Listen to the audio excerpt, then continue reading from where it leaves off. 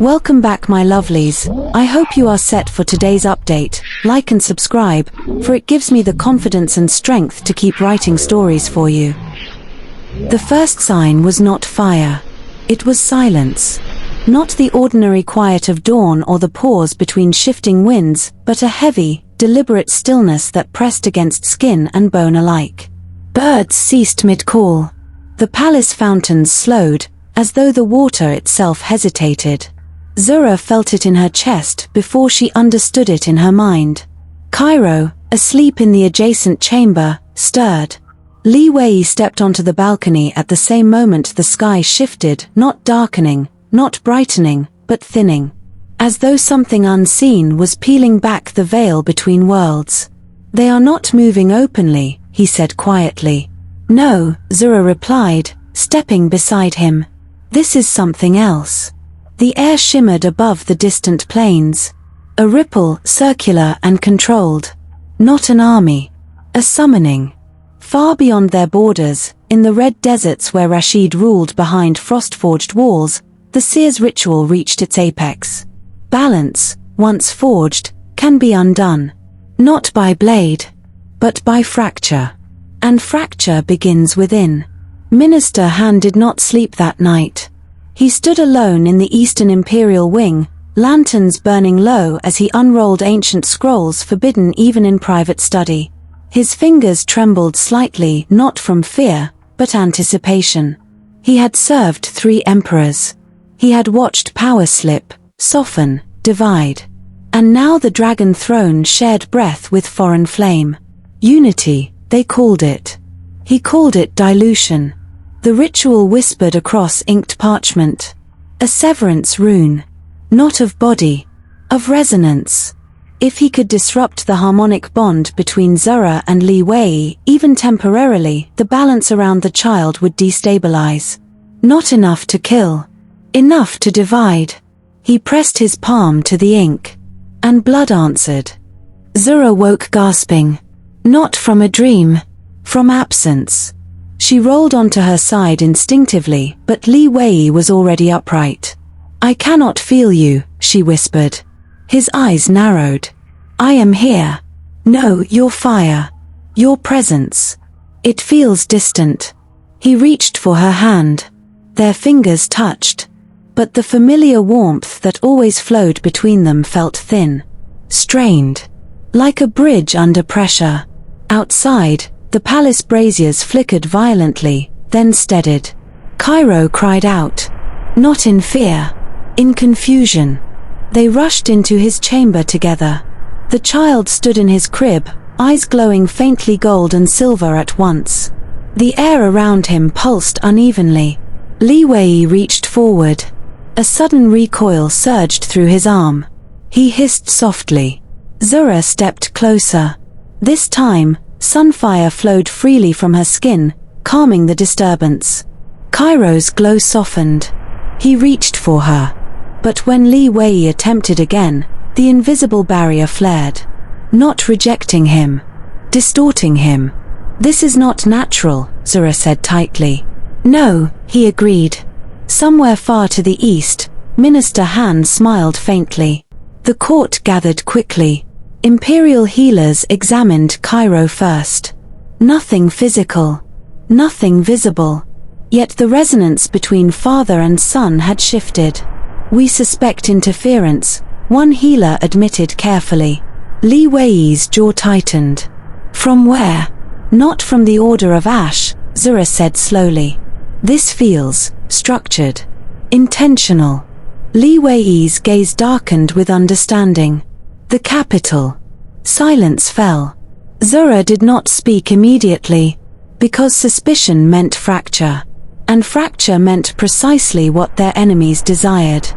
"If someone within your court has begun ritual disruption," she said evenly, "then we face more than external threat."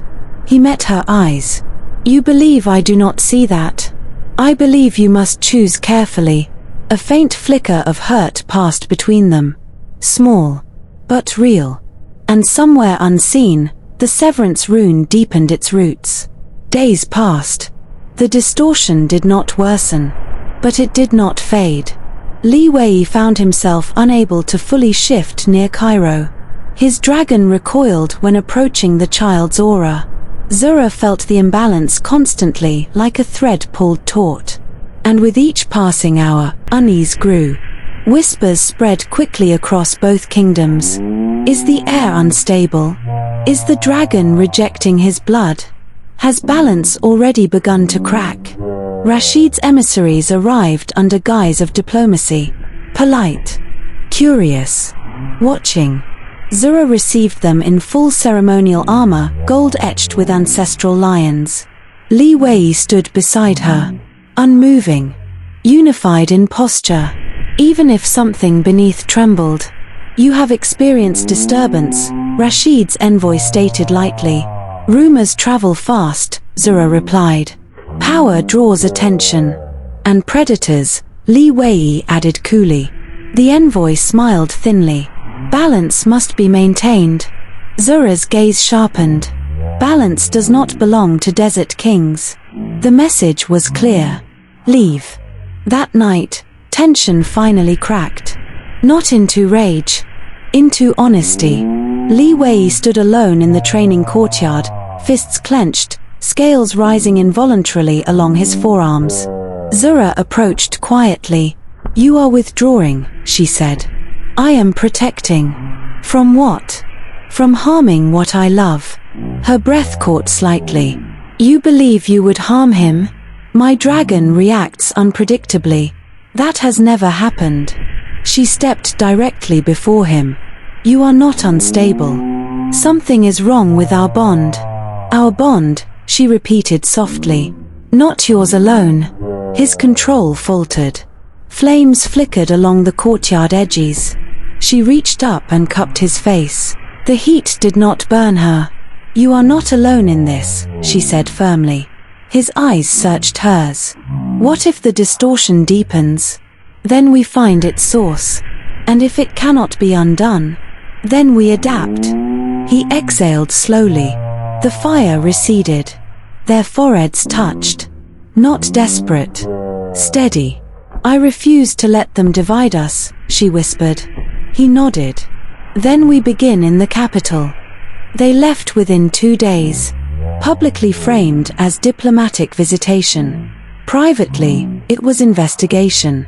Cairo remained under the protection of Zura's most trusted guard, Commander Amina, whose loyalty had never wavered. The journey east was tense. Imperial nobles watched Zura closely upon arrival. Some with respect, some with resentment. Minister Han greeted them at the palace gates. Polite, measured, eyes calculating. Your Majesty, he bowed to Li Wei. Empress, he inclined toward Zura. You arrive at an interesting time. Li Wei studied him carefully. How so? Trade unrest. Minor border conflicts. And now whispers about the air. Zura stepped forward slightly. Whispers are often planted. Han smiled faintly. Indeed. The capital pulsed differently than Kosi. Colder. Sharper.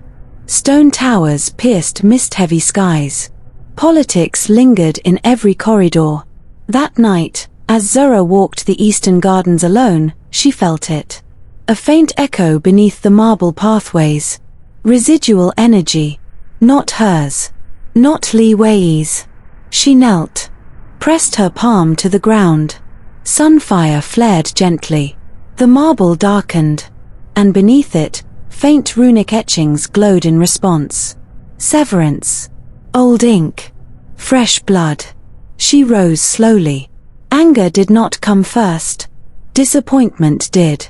When she returned to their chamber, Li Wei knew instantly from her expression. It is here, she said. In the palace. His silence was answer enough. Who? She asked quietly. He closed his eyes briefly. I do not want to believe. Belief is not protection. He nodded once. Then we confront him at dawn. But dawn did not wait for them. The ritual reached culmination before first light. Minister Han stood alone in the eastern ritual hall, palm pressed to final sigil. Balance, divided. Dragon, severed. Flame, isolated. The rune flared violently. Across the distance, in Kosi, Cairo screamed. Not in confusion. In pain. Commander Amina rushed into the nursery.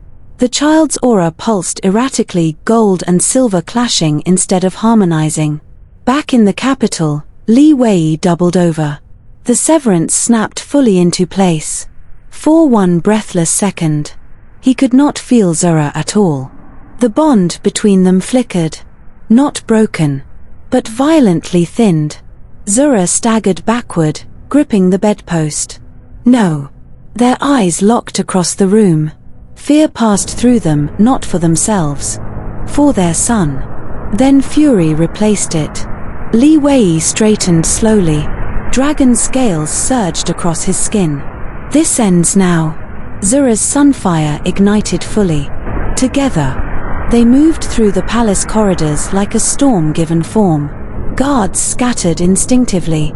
They did not hide their power now. They did not soften it. The ritual hall doors exploded inward under combined force. Minister Han stood unmoving before the glowing sigil.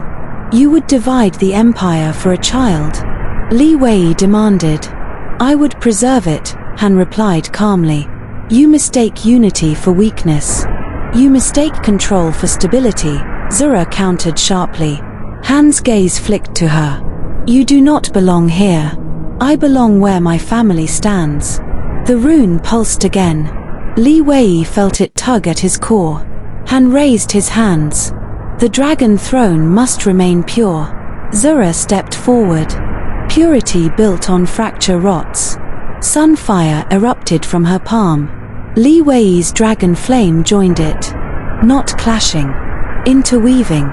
The combined blaze struck the severance sigil. For a moment it resisted. Then cracked. Han stumbled backward as the ritual shattered. Energy recoiled violently through the chamber. Stone cracked. Lanterns burst. And the severance rune dissolved into ash. Far across the plains, Cairo's aura stabilized instantly. Back in the ritual hall, silence fell heavy. Han knelt amid shattered marble. You endanger us all, he whispered hoarsely. No, Li Wei said quietly. You did. Guards entered. Han did not resist arrest. Because he had failed.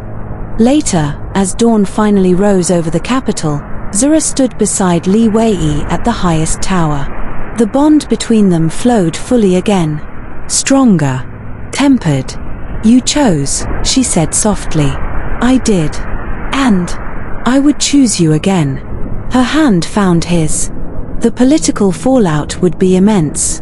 Nobles would divide. Alliances would shift. Rashid would sense weakness.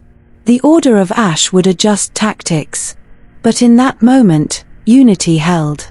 And somewhere in distant deserts, ancient eyes opened wider. Because fracture had failed. So escalation would begin. Not through division. Through confrontation. The next storm would not whisper at palace walls. It would descend openly. And this time, the kingdoms would have to decide whether balance was worth bleeding for.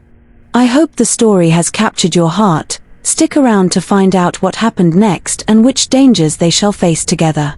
Thank you for listening, like, and subscribe for more fantasy and mystical stories.